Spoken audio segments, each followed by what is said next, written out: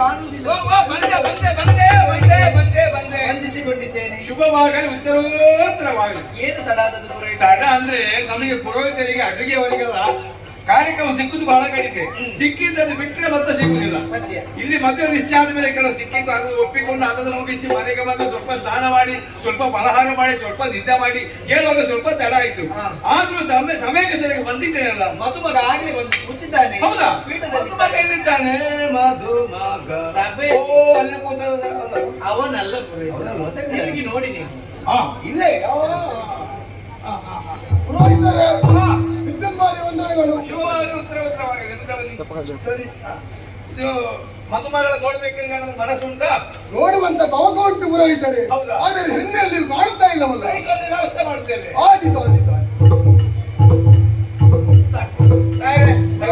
ಮಧುಮಗಳು ಬಂದಿದ್ದಾರೆ. ಮದುಮಗಳು ಇವಳೆಯ? ಇವನೇ ಪುರೋಹಿತರೇ, ಹೆಣ್ಣು ನನಗೆ ಒಪ್ಪಿಗೆ. ಹೌದಲ್ವಾ? ಹಾಗಾದ್ರೆ ತಡ ಮಾಡುದು ಯಾಕೆ? ಅವಳ ಮಾತುಗಳು ಹೇಗೆ ಗಂಡ ಆದೀತಾ? ನನಗಾಗಿ ಹೌದು. ಹಾಗೆ ತಡ ಮಾಡುದಾಗ ಶುಭ ಶೀಘ್ರ ಮೂತ್ರಕ್ಕೆ ಮದುವೆ ಆಗಲೇಬೇಕು. ಸರಿ. ಅಂತರ್ಪಟ, ಆಮೇಲೆ ಆಹಾರ, ಈಹಾರ, ಭೂಹಾರ, ಒಳ್ಳೆಯ ಫಲಾರ. ಫಲಾರ ಮಾತ್ರ ಉಂಟು ಮಾರ.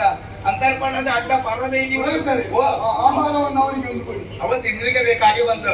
ತಿನ್ನುವುದನ್ನು ಬಿಟ್ಟರೆ ಬೇರೆ ಯಾವುದಿಲ್ಲ. ಪುರೋಹಿತರ ಅಂತರ್ಮಠವೆಂದರೆ ಎಲ್ಲಿಂದ? ಅಂತರ್ಪಣ ಬರ್ತದೆ. ಗಾಳಿಪಟ. ಗಾಳಿಪಟ ಅಲ್ಲ ಪುಣ್ಯಾತ್ಮ, ಅದು ಗಂಡಿನ ಮುಖ ಮತ್ತೆ ಹೆಣ್ಣಿನ ಮುಖ ನೋಡಿದಾಗ ಅಡ್ಡ ಇರುವಂತ ಪರತೆ. ಮತ್ತೆ ಪುರೋಹಿತರೇ, ಮತ್ತೆ ಹೆಣ್ಣನ್ನು ಬದಲಾಯಿಸಲಿಕ್ಕಿಲ್ಲವಲ್ಲ? ಹೆಣ್ಣು ಬದಲಿಸಲಿಕ್ಕೆ ಬೇರೆ ಹೆಣ್ಣು ಇಲ್ಲ. ಹೆಣ್ಣು ಒಬ್ಬಳೇ ಇರುವುದು. ಹೌದಾ? ಬೇರೆ ಹೆಣ್ಣಿದ್ರೆ ಬದಲಾಯಿಸಬಹುದು. ಮದುವೆ ಆಗುದಾದ್ರೆ ಮದುವೆ ಆಗುದಾದ್ರೆ. ಆಮೇಲೆ ಆಹಾರ ಮಾಡಿ, ಈಹಾರ ಮಾಡಿ ನೀವು ಗರ್ಭಿಣ, ನೀವು ಮದುವೆ ಆಗೋದು ಆಗ್ತದೆ. ಮದುವೆ ನೋಡಿ ನಿತ್ಯಮ್ಮ ವ್ಯವಸ್ಥೆ ಎಲ್ಲ ಸರಿ ಉಂಟಲ್ಲ? ತಿಳ್ಕೊಳ್ಳಿ. ಪುರೋಹಿತರೇ, ಇದನ್ನು ನಾನು ಏನು ಮಾಡಬೇಕು? ಏನು ಮಾಡ್ಲಿಕ್ಕಿಲ್ಲ. ಹೆಣ್ಣಿನ ಕೊರಳಿಗೆ ಹಾಕಿದ್ರೆ ಆಯ್ತು ಅಷ್ಟೇ. ನಿತ್ಯಮ್ಮ ಎಲ್ಲಿದ್ದಾರೆ?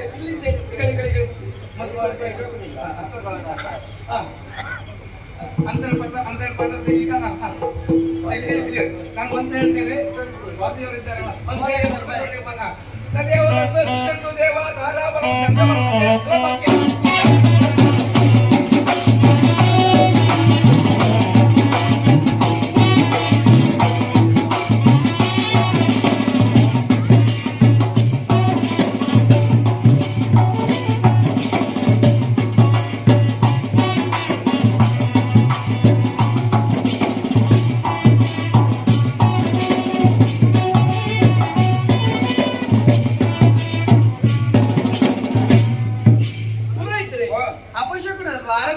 ನಂದಿಸಿ ಯಾಕೆ ಎಣ್ಣೆ ಹಾಕುವ ಕ್ರಮ ಉಂಟು. ಒಟ್ಟು ಎಣ್ಣೆ ಹಾಕಿದ್ರೆ ಎಣ್ಣೆ ಹೊಡಿತಾ ಆಗಬೇಕಾಗಿ ಮಾಡಿದ್ದು ಏನು ತೊಂದರೆ ಇಲ್ಲ. ಎಣ್ಣರಸ, ಎಣ್ಣರಸ, ಹೊನ್ನರಸ, ಹೊನ್ನರಸ, ಪಟ್ಟದರಸ, ಪಟ್ಟದರಸ, ಪ್ರಾಣದರಸ, ಪ್ರಾಣದರಸ, ನಿಮ್ಮ ಮುಂತಾದ ಮುಖಕ್ಕೆ ಅರಸಿನ ಹಚ್ಚುವೆನು. ಎನ್ನರಸಿ, ಹೆಣ್ಣರಸಿ, ಹೊನ್ನರಸಿ, ಪಟ್ಟದರಸಿ, ಪ್ರಾಣದರಸಿ, ಇನ್ನ ಕೋಮಲವಾದಂತ ಮುಖಕ್ಕೆ ಅರಸಿನ ಹಚ್ಚುವೆನು. ಹೆಣ್ಣು ಕ್ರಮ ಉಂಟು. ಹೌದು, ನೀವು ಮಗಳೇ, ಇಂಥ ಶುಭ ಮುಹೂರ್ತ ಶುಭಗಳಿಗೆ ಬರಬೇಕೆಂಬ ನಾವೆಲ್ಲ ಕಾಯ್ತಾ ಇದ್ದದ್ದು. ಇಲ್ಲಿಗಾಗೋ ಮದುವೆ ಸಂಬಳ ಪಾಲ್ಗೊಳ್ಳಬೇಕು. ಎಷ್ಟೋ ಮಂದಿ ಸೇರಿದ್ದಾರೆ. ಇಂಥವರ ಮುಂದೆ ಕೈ ಮುಗಿದು ಆಶೀರ್ವಾದ ಪಡಬೇಕಂತ ಕರ್ತವ್ಯ. ಸೇರಿದಂತಹ ಹಿರಿಯರೇ, ಮದುಮಗಳು ನೀನು ಅವರು ಪ್ರತ್ಯೇಕ ಬಾಯಿ ಆಗ್ತದೆ. ಸೇರಿದಂತ ಹಿರಿಯರೇ, ಅಣ್ಣಂದಿರೆ, ಅಕ್ಕಂದಿರೆ, ಗೆಳತಿಯರೇ, ಇಂದು ನಿಮ್ಮ ಸಮ್ಮುಖದಲ್ಲಿ ಮದುವೆಯಾಗಿ ಗಂಡನ ಮನೆಗೆ ಹೊರಟ ಸಂದರ್ಭದಲ್ಲಿ ಇನ್ನು ಮುಂದೆ ಯಾವ ತೊಂದರೆ ಬರದ ಹಾಗೆ ನೀವು ಆಶೀರ್ವಾದ ಮಾಡಬೇಕು. ಸಂತೋಷ ಆಶೀರ್ವಾದ ಮಾಡಿ ಆಯ್ತು. ನಾಲ್ಕು ಸಭೆಯಲ್ಲಿ ನೆರೆದಿರುವಂತ ನನ್ನ ಬಂಧು ಮಿತ್ರರೇ, ಅಕ್ಕ ತಂಗಿಯರೇ, ನಿಮಗೆಲ್ಲರೂ ವಿದ್ಯುನ್ಮಾನಿ ಮಾಡುವಂತ ಪ್ರಣಾಮಗಳು. ಬೇಡ, ಅಲ್ಲಿಗೆ ನಿಲ್ಲಿಸಿ, ನಾನು ಹೇಳ್ಕೊಡ್ತೇನೆ. ನಾಲ್ಕು ಮಾತಲ್ಲ, ಹೇಳಿ ಬೇರೆ ಉಂಟು. ಸೇರಿದಂತ ಹಿರಿಯರೇ, ಇಂದು ನಾನು ಮದುವೆಯಾಗಿ ಹೆಂಡತಿಯನ್ನು ಕರ್ಕೊಂಡು ಹೋಗುತ್ತೇನೆ. ಇನ್ನು ಮುಂದಕ್ಕೆ ನಮ್ಮ ಜೀವನ ಸುಗಮದಲ್ಲಿ ಹೋಗುವ ಹಾಗೆ ಯಾಕೆ ದುರ್ಗಾ ಮಾಡ್ತಿಲ್ವಾ? ಸುಗಮ ಅಂದ್ರೆ ಯೋಗ್ಯದಲ್ಲಿ ಹೋಗ್ಬೇಕು. ಎಲ್ಲರೂ ಆಶೀರ್ವಾದ ಮಾಡಬೇಕು. ಎಲ್ಲರೂ ಆಶೀರ್ವಾದವನ್ನು ಮಾಡಿ ಆಶೀರ್ವಾದ ಮಾಡಿ ಆಯ್ತು. ನಿಮ್ಮದೊಂದು ಆಶೀರ್ವಾದ. ಶುಭವಾಗಲಿ, ಉತ್ತರೋತ್ತರವಾಗಲಿ, ನಿಮ್ಮ ದಾಂಪತ್ಯ ಒಳ್ಳೆದಾಗಲಿ.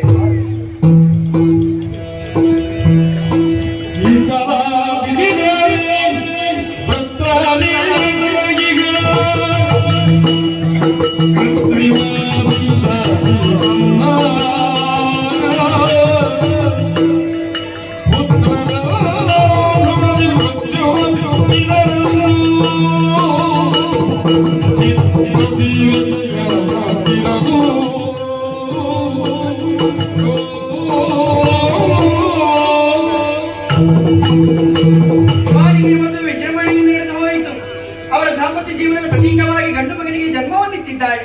ಮಹೇಶ ಎನ್ನುವುದಾಗಿ ನಾಮಕರಣವನ್ನು ಮಾಡಿದ್ದೇವೆ. ಆದ್ರೆ ನನ್ನ ಆಸೆ ವಾಸಿಯಾಗಿ ಉಳಿತದೆಯಾ?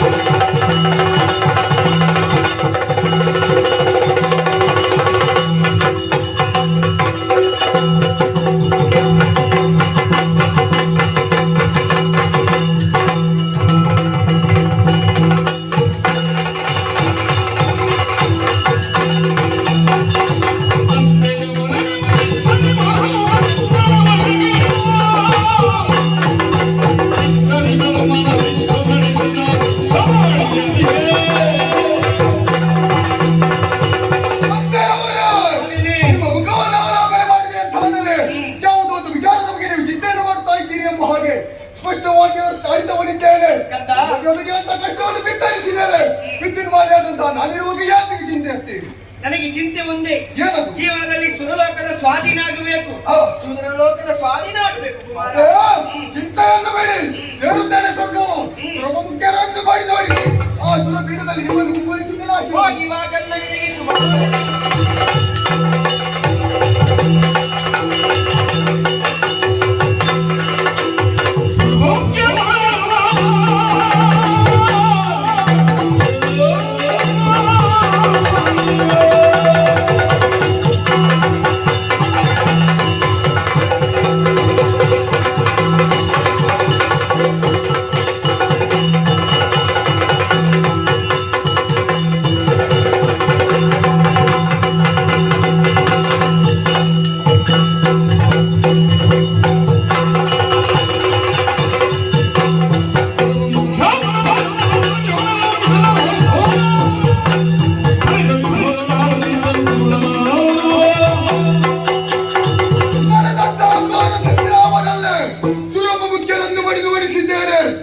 ಪೀಠವು ಬರಿದಾಗಿದೆ ಯಾರಿಗೂ.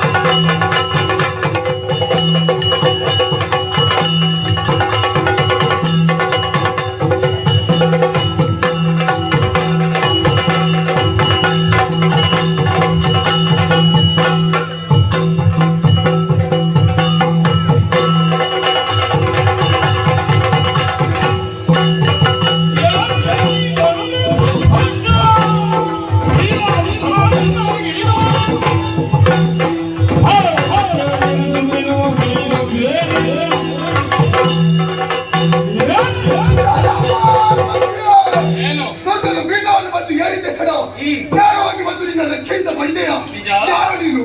ಯಾಕೆ ಬಂದೆ? ನಮಗೊಳಿದಾಗಿರುವಂತಹ ಹಾಗಿದ್ದಾನೆ ತಿಳಿಸು ನನಗೆ.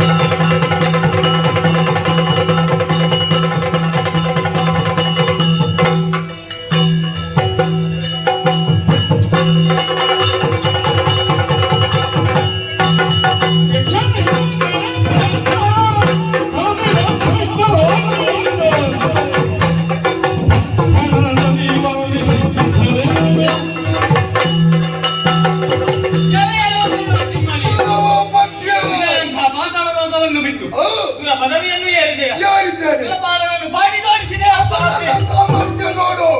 ನಾಲ್ಕು ಲೋಕವನ್ನು ಗೆದ್ದ ಮಾತ್ರಕ್ಕೆ ಆ, ಜಯ ನಿನ್ನದೆಂದು ಭಾವಿಸಬೇಡ. ಏನು ಬಂದ ನಿನ್ನ ವಿರೋಧಿಯಾಗಿ ಬಂದ ಸಾಮಾನ್ಯ ಯಾರು ಮಹೋ? ಯಾಕ್ಷರಾಜ ಪಿಂಗರಾಕ್ಷ.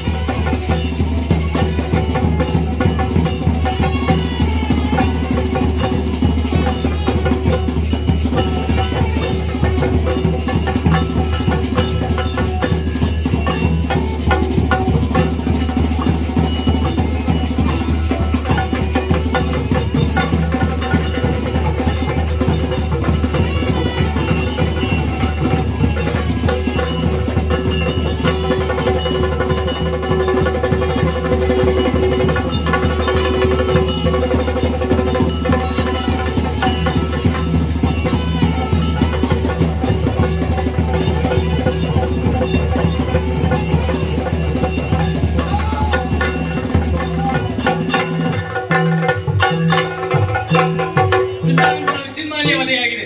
ತಡ ಮಾಡುವುದು ಸರಿಯಲ್ಲ. ಹೇಳುತ್ತೇನೆ.